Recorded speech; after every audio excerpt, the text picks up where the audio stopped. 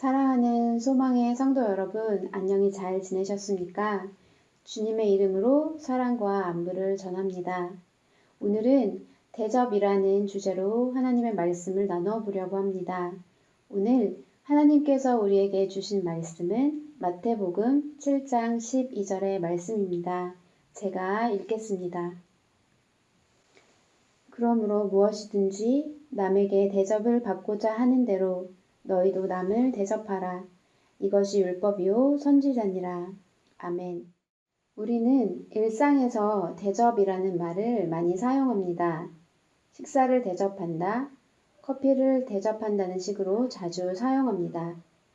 이 대접이라는 말의 사전적인 의미는 마땅한 예로서 대함이라고 표기되어 있습니다.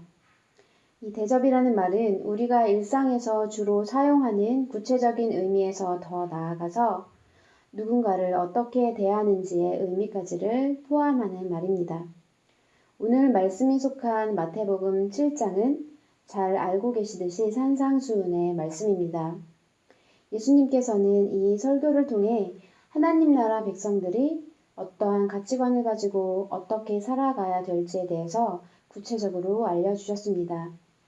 특별히 오늘 본문 말씀이 기록된 7장 말씀은 그리스도를 따르는 자들의 관계가 어떠해야 함을 알려주십니다.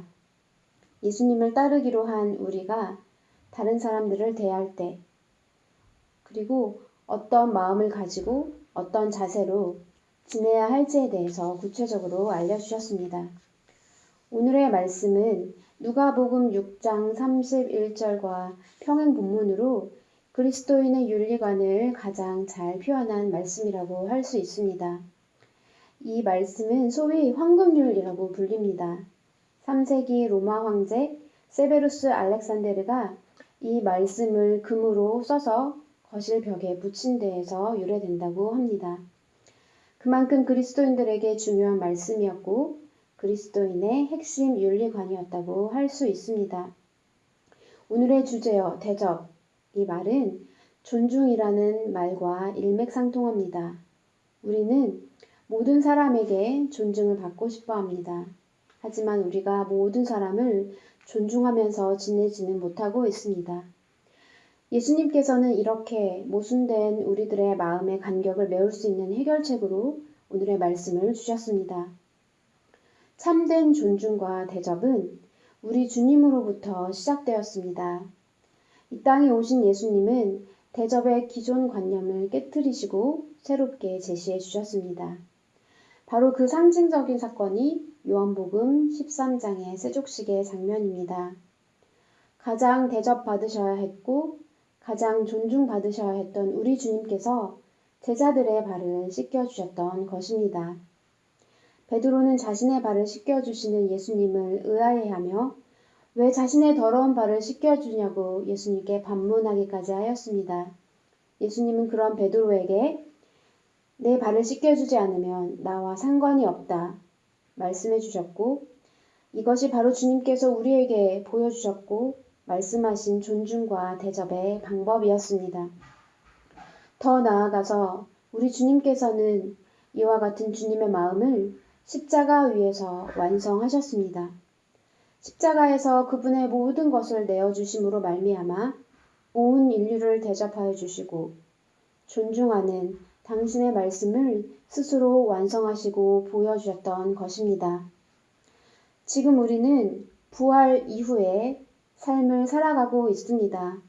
혹시 우리의 모습 속에 대접받기만을 원하거나 존중받기만을 원하는 옛 자아와 옛 습관이 남아있다면 이것을 십자가에 못 박고 새롭게 거듭난 나로 살아가는 것이 부활신앙을 살아가는 우리의 모습입니다.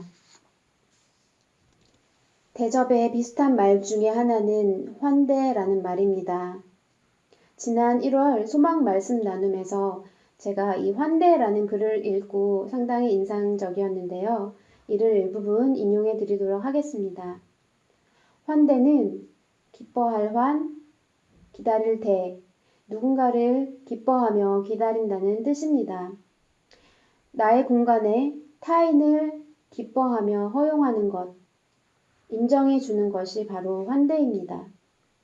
하나님께서는 이와 같이 우리의 있는 그대로의 모습을 환대하여 주심으로 우리를 자녀 삼아 주셨고, 또한 하나님은 자녀인 우리들을 영원히 환대하시기 위하여서 십자가에서 모든 것을 내어주시기까지 하셨습니다.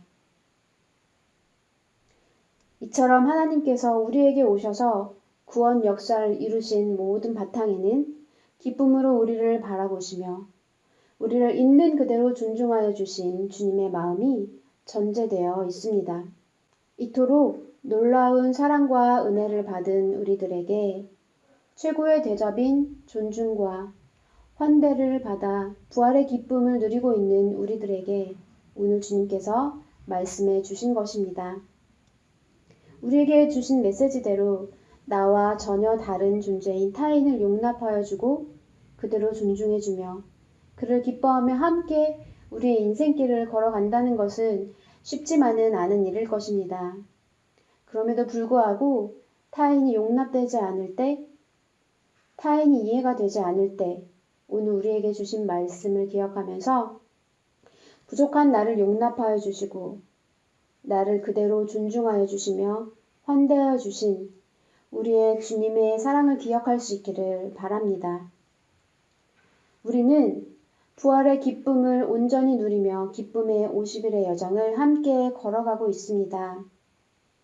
우리 모두를 존중과 환대로 대접하여 주신 우리 주님의 마음을 기억하며 주님의 말씀을 따라 하나님의 마음을 감동하게 하고 또한 하나님의 나라를 이 땅에서 기쁨으로 실현해가는 우리 모두가 되기를 간절히 소망합니다. 이제 3가지 기도 제목을 나누고 함께 기도드리도록 하겠습니다. 첫 번째 기도 제목입니다. 하나님 나라의 백성으로서 우리가 대하는 모든 사람들을 바라볼 때 주님의 시선을 허락해 주시옵소서. 먼저 낮아지심으로 존중하여 주시고 기쁨으로 모든 것을 내어주신 주님을 따라 타인을 대하는 우리의 삶 되게 하여 주시옵소서. 두 번째 기도 제목입니다. 코로나19가 하루속히 잠잠해지도록 온 세계에 치료의 빛을 허락해 주시고 이를 위해 수고하는 모든 의료진들과 관계자들에게 매일 주님께서 주시는 힘과 지혜로 지금의 어려움을 극복해 나가도록 인도해 주시옵소서. 세 번째 기도 제목입니다. 교회를 사랑하시는 주님, 현장 예배가 열릴 때 우리 모두가 더욱 교회를 사랑하는 마음으로 임하게 하시며 각 개인과 교회를 이끄시는 주님을 따라 이전보다 더욱 세상에서 빛과 소금으로서의 역할을 다하는 우리가 되게 하옵소서.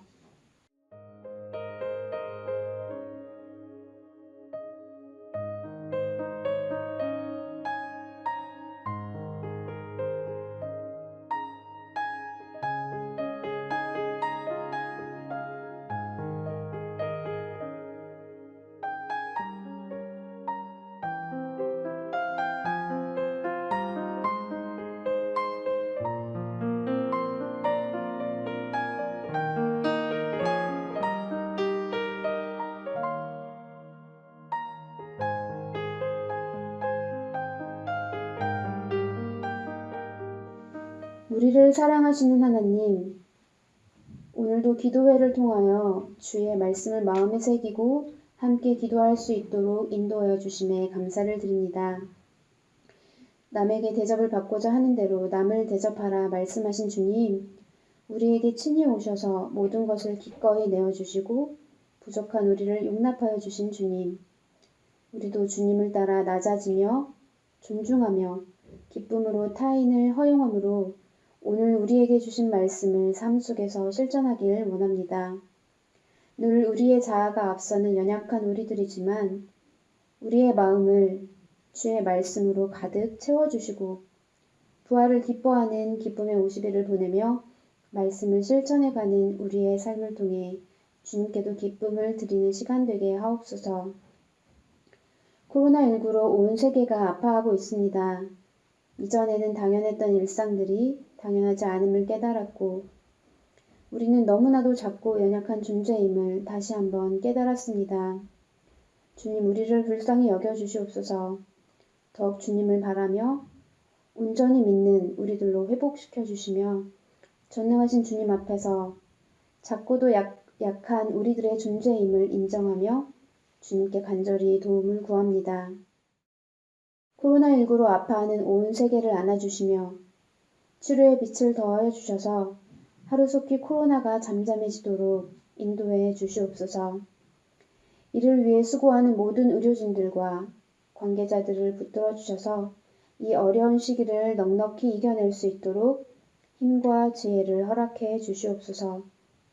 주님, 이전의 모든 우리들의 모습을 되돌아봅니다. 주님의 뜻보다 우리의 뜻이 앞서지는 않았나 생각도 해봅니다. 주님, 이 기간을 통하여 우리를 새롭게 하셔서 이전보다 더욱 교회를 사랑하며 이 세상에서 빛과 소금으로서의 역할을 충실히 감당해내는 교회와 우리들 개인이 되도록 다시금 결단하는 시간 되도록 인도해 주시옵소서. 우리에게 모든 것을 내어주시고 영원한 생명과 기쁨을 허락하여 주신 예수님의 이름으로 기도드립니다. 아멘.